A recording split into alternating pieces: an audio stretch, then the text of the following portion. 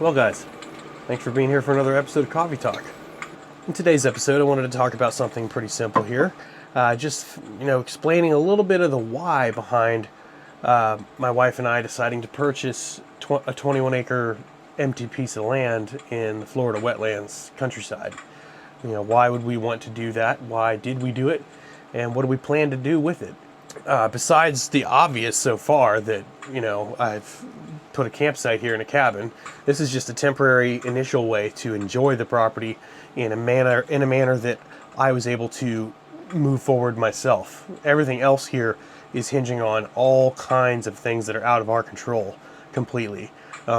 Mainly to do with the local government, the county government, state government, the rules and regulations and everything that go into building a custom home in Florida with hurricane codes and wetland parameters that are very difficult to deal with. But in the end, when we're all said and done, it's going to be a beautiful place because it's so protected and made to be natural.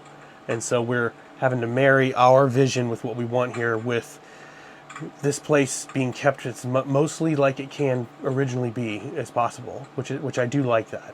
So that's the goal. And the why behind why, because it's a lot of effort, a lot of time, a lot of effort, a lot of unknown, a lot of money, a lot of difficulty, decisions. There's a ton that's going into just building a home in general is a whole different ball game. But building this kind of a thing, like it's biting off a lot, managing this much land and dealing with banks that are willing to even talk with you about something this large. I can't tell you how many banks I was getting far along in talks with that ended up rejecting us just purely because it was more than 10 acres. No real why behind that, but just said, hell, it's over 10 acres, forget it. So, choosing to do this, it has proven to be pretty difficult and taxing.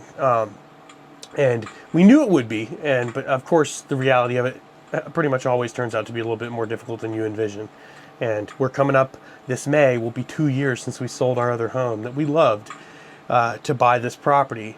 And I would have never have imagined that 2 years in, we wouldn't have even broken ground yet. But hopefully, coming up here soon, we will be. And the main reason why we wanted to start a homestead is purely family and friends.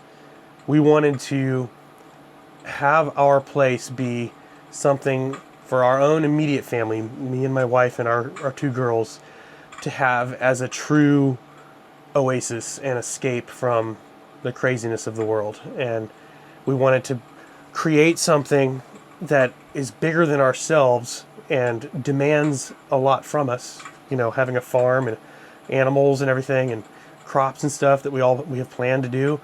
That's going to require a lot of work and a lot of effort and time, a lot of discipline. And while this place is unbelievably beautiful and gorgeous, it will also be very demanding and will require a lot of blood, sweat, and tears, as it already has for me with building this fence and this campsite.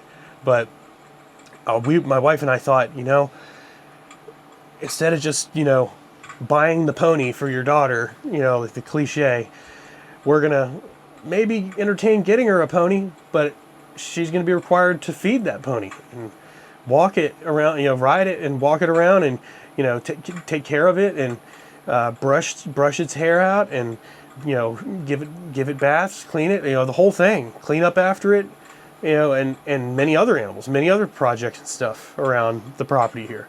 And so we thought, this is a great way to provide a great, wholesome life for our girls, while also providing something that will demand a lot of work ethic out of them and give them a good balance growing up in life, between appreciating the beauty of something and understanding the value in that and how much work it takes to one, attain it and also maintain it. So we thought that was a pretty cool way of blessing our children through their childhood and into their adulthood, without having it just be purely a effortless silver spoon kind of lifestyle. So that was the immediate decision. And then, beyond that, being able to host more family, grandparents and cousins and uncles and aunts and all that kind of stuff from both sides of our family would be awesome to be able to do, and make a lot of great memories here, and we'll have a lot of fun.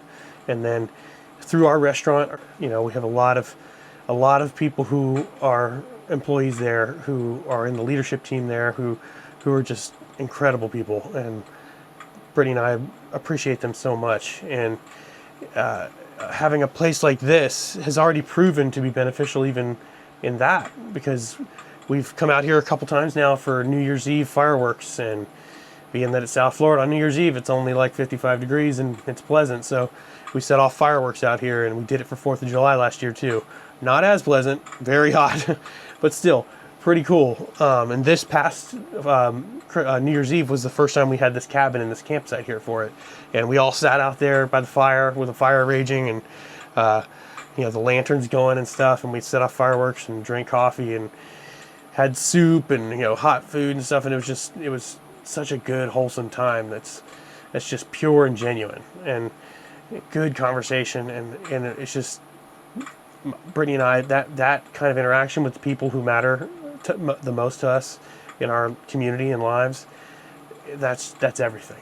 And having a place like this that's just so vast and wide open and beautiful, we want it to truly be an oasis to anyone and all who come in contact with it. So anybody who comes, we want to have an open door policy. Anybody who's having a hard time, maybe one of our cashiers at a restaurant is having a hard time or something, and come over here, have a cup of coffee on the porch at the house, or come sit by the fire here and talk your problems out. I just love the idea of providing a place that can truly be an oasis to anyone, and we are going to do our best and put in the most work we can to make sure that is a reality. And we're not just building a house and doing all this to just have for ourselves. We want it to be something that is a community thing with all the people that have made this possible for us.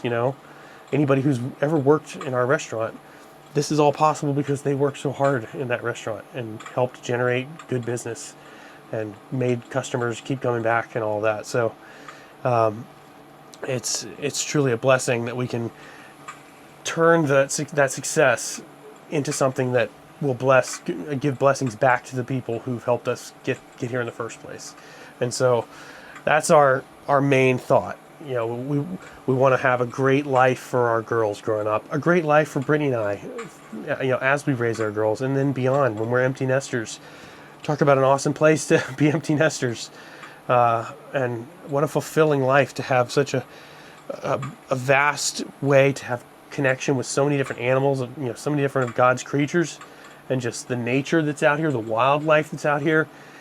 I am a naturalist in the spiritual sense of, I look at something beautiful like the ocean or a mountain that's just majestic, and I see God in that. Like, that is just pure evidence to me that God exists and that He is an artist. Why do I perceive that as beautiful, so beautiful that I can't even stand it hardly? That's God right there. That's God evident in that, manifesting in the fact that I recognize that beauty. He created it to be beautiful specifically for us to see and appreciate. So coming to a place like this where it gives me that same kind of feeling, and to be entrusted with taking care of it. What a great responsibility. What a great privilege and responsibility all at once. And I just am thrilled to be able to begin that with having built this fence and built this campsite and built this cabin, and hopefully soon be building our house and everything else we're going to be doing out here, and be able to start building even more memories. So that's the why behind why we wanted to start a 21-acre hopeful homestead. And we're excited for all the memories that'll be coming soon.